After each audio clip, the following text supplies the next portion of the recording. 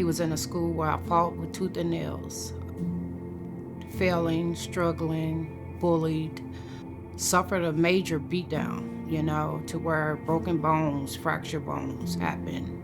And I, with Bridge to Hope, if it was not for Bridge to Hope, my grandson would still be expelled from school today.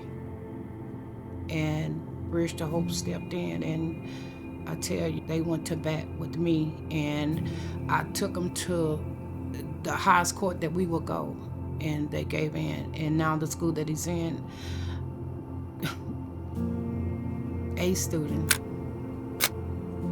I'm the executive director of Bridge to Hope, and it was started to help parents from the lowest 10% of schools be able to advocate and flip the system.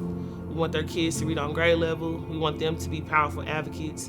We want our parents back re-engaged where they properly belong. It's not based on color. It's not based on black kids versus white kids. We want all children, anyone going through the education system, to thrive. For a lot of our parents, they think that things are already working. They think their report cards are good reflections of their kids' achievements. What they're learning through Bridge to Hope is that that's not all that you need to know in order to guarantee that your child succeeds through school. I know for a fact they just think he's just another student. The school he's at now, they put his behavior above academics. He's an awesome kid, he's very smart. I do feel like if they do value him, it will boost his confidence, just seeing the love come from the administrators and the teachers. We want Bridge to Hope to be a force and a movement. We want our parents to be informed. We want them to be strong when they show up to board meetings. We want them to feel confident when they're at parent-teacher conferences. And we also want them to set goals for their own kids.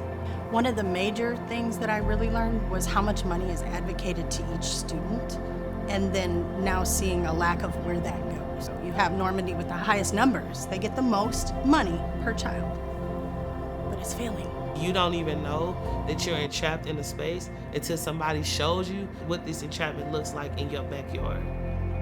And until you're willing to accept that there's a new thing that can happen to change it, you might stay in that entrapped place from kindergarten to 12th grade. We don't want that. Like 50% of kids read below grade level in our entire state. That's a lot. When he got into 6th grade, Abraham, my son, was getting into trouble, so they wanted to put him out of school because he made a weapon. The principal, my husband, and Abraham had a meeting. And the principal asked him, Abraham, you're not a bad kid. Why are you getting in trouble?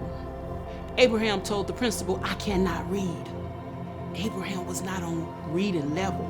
So when a kid is not on reading level, what do? They find things to do to keep their minds going. We're not in opposition to the district. We're in opposition against the system. It hasn't worked for children. It has failed them for decades. And we want the system to do something that it wasn't designed to do. For the people that are afraid, you can step with somebody next to you instead of doing it alone.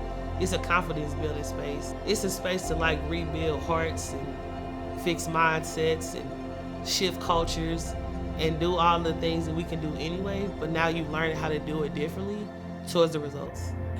When are you not feeling connected with Bridge to Hope?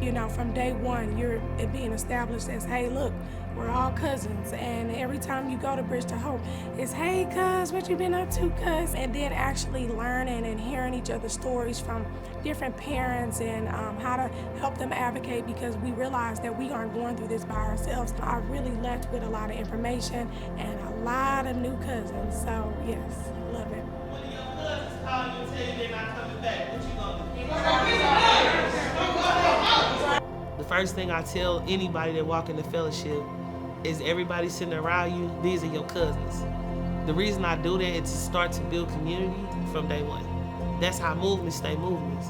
It's so authentic, it's not a front, and it's a connection that I've been looking for quite some time. A lot of us women and men are in need of someone to kind of enlighten us on some things, and so it's almost like being nurtured, if you will. So Bridge to Hope has nurtured me, and so that I'm able to nurture others. So I'm proud of that.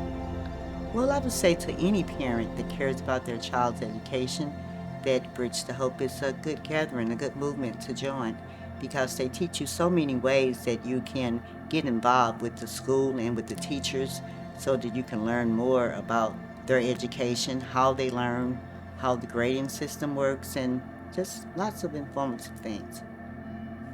A lot of times we as parents, it's not necessarily always pride, but it's sometimes shame, and you don't ask. But then when they had a conversation with me, they helped me. They did it so fast, I was like, man, I should have asked this a long time ago instead of just sitting on it.